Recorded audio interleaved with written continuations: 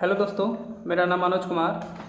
और जैसा कि आप सबको पता है कि आपका इलेक्ट्रिकल 173 वाला रिजल्ट आ चुका है और उसमें सेलेक्ट हुए मेरे सभी साथियों को बहुत बहुत शुभकामनाएं। और इसी पे मैंने अभी 3-4 दिन पहले एक वीडियो बनाया था डॉक्यूमेंट वेरिफिकेशन को लेकर, जिसमें मैंने बताया था कि आपको कौन से डॉक्यूमेंट्स चाहिए होते हैं। शायद आपने वीडियो देखा होगा और उससे आपको काफ़ी मदद मिली होगी।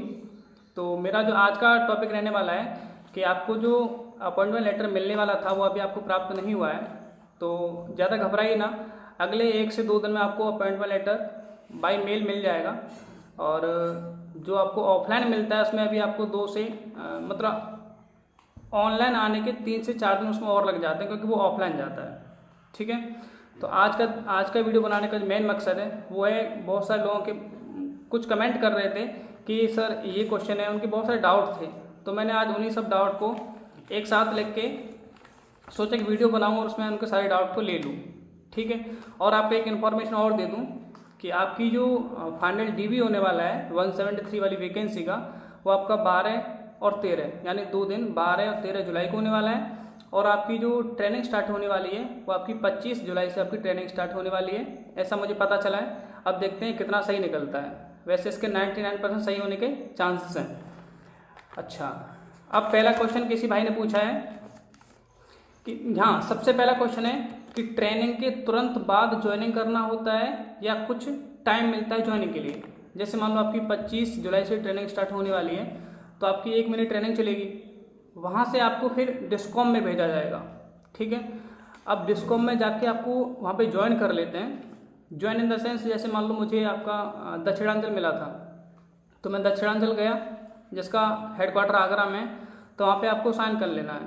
ठीक है, उसके बाद वो लोग आपको 2 दिन 3 दिन 4 दिन या 5 दिन का समय देते हैं, जिसमें आपको वो लोग घर पे भेज देते हैं और आप अपने घर पे अपनी तैयारी कर सकते हैं कि जैसे हमको कहाँ जाना है, कैसे जाना है, क्या करना है।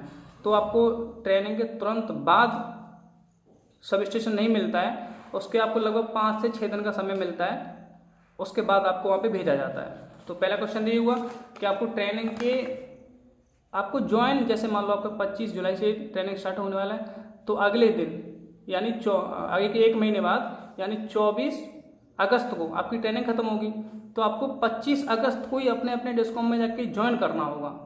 फिर डिस्कॉम वाले आपको एक ग्रुप बना लेते हैं, फिर वो बोलते हैं कि आपको इस डेट को आना है, वो मैसेज करेंगे, फिर आपको वहाँ पे पहुँच जाना है। तो ये पहला डाउट क्लियर हुआ, इसमें कोई दिक्कत नहीं होगी।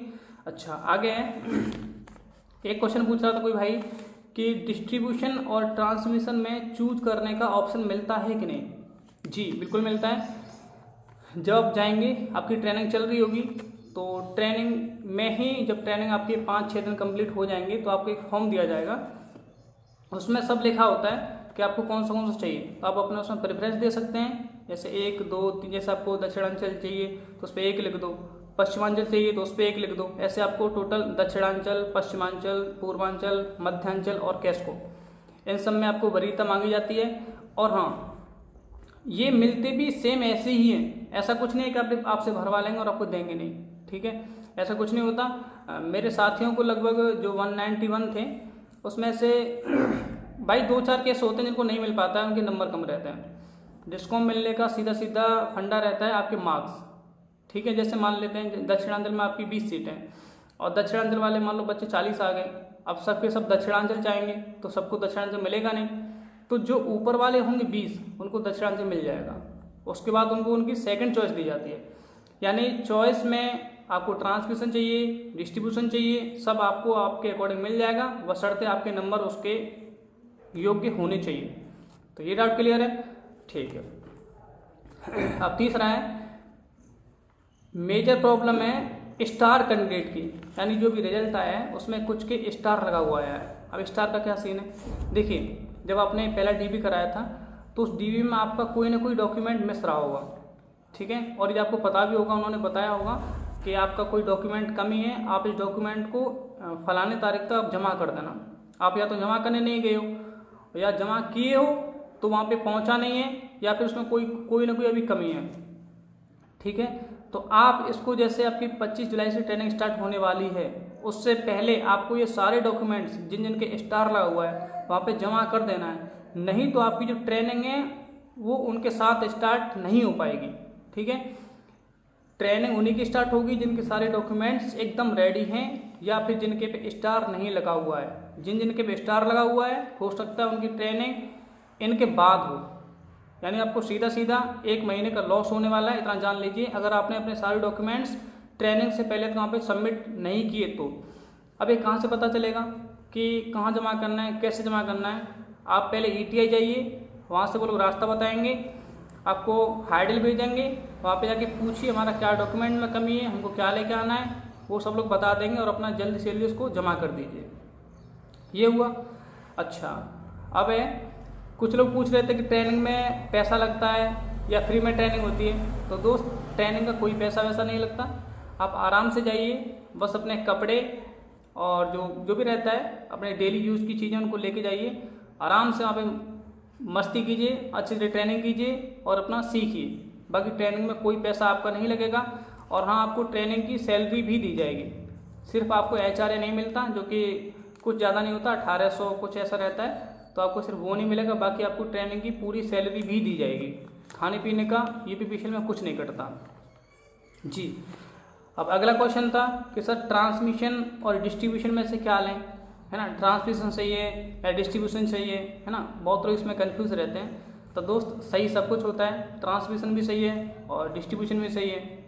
ठीक, अब ट्रांसमिशन में आपके पास वर्कलोड बहुत कम रहेगा, काम रहता है लेकिन थोड़ा उसमें प्रेशर कम रहता है। लेकिन डिस्ट्रीब्यूशन में क्या रहता है, आपके पास वर्कलोड बहुत रहेगा, आपके पास कॉल्स बहुत सारे आएंगे, आपके सीधा जनता से आपका सीधा संबंध रहेंगे, तो उसमें बहुत प्रेशर रहता है डिस्ट्रीब्यूशन में। लेकिन अगर मैं आपको सलाह देना चाहूँगा, जैसे अभी अगर आपकी एज अंडर 25 है या फिर आप अभी 21-22 साल के हैं तो आप, या 23 साल तक के हैं तो आप ट्रांसलेशन चूज़ कर लीजिए। अगर आप आगे पढ़ना चाहते हैं तो, यानी सिंपल सा फंडा है, आप ट्रांसमिशन में लेके या ट्रांसमिशन में जाके पढ़ सकते हैं, इतना जान लीजिए। लेकिन अगर आपको डिस्ट्रीब्यूशन मिला तो आप यहीं आके स्थिर हो जाएंगे। बहुत ही 1% रेयर चांस है कि आप यहाँ से कुछ कर पाएँ। 1% छोड़ दिया हूँ, लेकिन यहाँ इतना प्रेशर रहता है, इतना काम रहता है कि कुछ पढ़ पाना तो शायद मुझे इम्पॉसिबल सा लगता है। तो दोस्त, ये सारे क्वेश्चन थे जो मैंने आपके ले लिए, और अगर इसके बाद भी आपका कोई क्वेश्चन हो तो आप मुझे कमेंट कर सकते हैं। बाकी मेरे साथ जुड़े रहिएगा और चैनल को सब्सक्राइब कर लीजिएगा। इसी तरह की मैं आपको इन्फॉर्मेशन देता रहूँगा। Thank you.